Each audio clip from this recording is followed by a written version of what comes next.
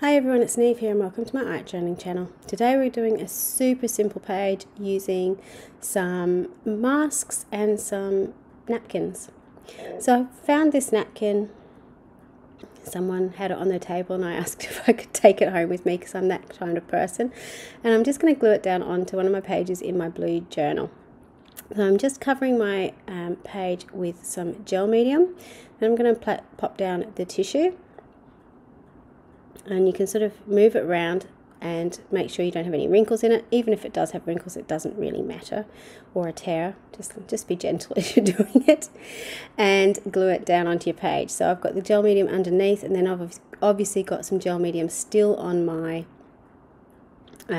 brush, and I've just brushed that over the top just to get a nice seal. Makes sure it all goes down on the page.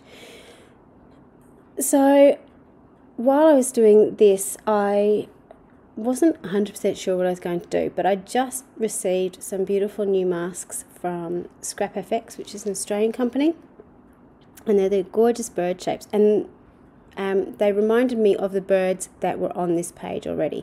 So I thought I would use them on the same page. So it's got this lovely hummingbird, and it's got another smaller one, I think, as well. The great thing about masks is you can sort of turn them around to get them to fit into your page as you want them.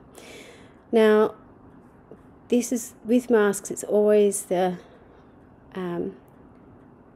not problem, but the big step of, oh, but I've got a nice background, now I'm just going to cover it all up. I didn't feel as guilty about that with this page, in the fact that it was a collage tissue, so it wasn't actually something that I had created. It was just something I'd stuck down on the page. So if you are that person who thinks, I don't understand why, I've spent 3 hours making this beautiful background and doing layer after layer after layer, and now I'm just covering it up. Start off simple with either some patterned scrapbook paper or your napkins or something like that, so it's a bit low risk and it doesn't worry you as much. So I'm just using some black gesso, mainly because the only black I have is black gesso, but it is quite opaque, as you can see. It's very matte, and it's got really good coverage. Not all black paints are equal. Some are a little bit translucent, so you might need to do 2 coats. So just go with what you've got. But you can see here, by just having the black over the top of those masks, it really makes that pattern paper stand out. So it's one of those catch-22s. You don't want to do it, but when you actually take the mask off, you see how it has actually framed it beautifully, and it really makes what you've got in your background as a focus, which is sometimes, if you've just got the full page of it, there's so much of it you don't really concentrate on all of it. Not sure if that makes sense, but this is how I think. So I'm just going around with my white pen. I'm actually going around carefully for a change, trying to sort of keep it nice and neat, just to sort of outline the edges, make it sort of pop out again off the page a little bit, neatening up any edges that went a little bit wobbly. You saw there that I had another little figure, which is collage piece from Scrap FX, that I was going to stick up there, and I decided not to. But with this stencil and mask set, it has these words on it, so I thought I would put those onto the page too. So I'm just moving it around a little bit so I can fit the bits that I want on. I took out the sky's the limit, just in the fact that it was a little bit wide and it wouldn't fit on the page all the way I wanted it to. And then I could put some more down the bottom, the ones that I'd missed out on.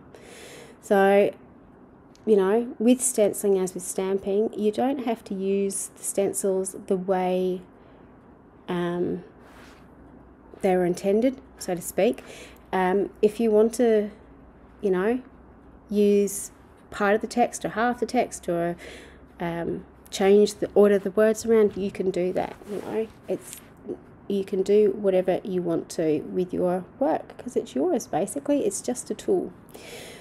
So when I finished this, I wanted to fill up the background with more words, and I found a quote about birds and flying, and I decided I just wanted to use it as more of a background.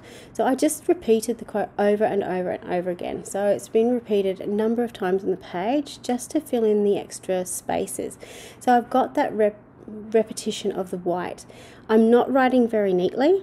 It's very, very scribbly. So again, the writing is more of a decorative piece on the page rather than something that's going to be read, if that makes sense. And obviously the stenciled parts are much easier to read. So they're my focus on the page. They're the text that I actually want you to focus on. I'm just going in with a black pen because it's quite a fine stencil. And I wasn't necessarily very careful when I was stenciling. I'm just going in with a black pen to sharpen up some of those letters a little bit so you can see them more. And you can see me still trying to put those birds on. You know, will I, won't I, will I, won't I? I honestly decided in the end that I wasn't going to, but it took me a while to decide that. So this is the finished page. It was really, really simple. It's a great way to use your napkins. It's a great way to use your masks. And, you know, I just chose a quote to write over and over again in the background, but it's also a great way to just to empty your mind and do a lot of journaling in the background too. So you get a lot of space that you can journal around and use those masks as your focus. So I hope you have a go at it. If you want to know where the masks came from, it's from Scrap FX, and the links are down below in my description box. Until next time, bye for now.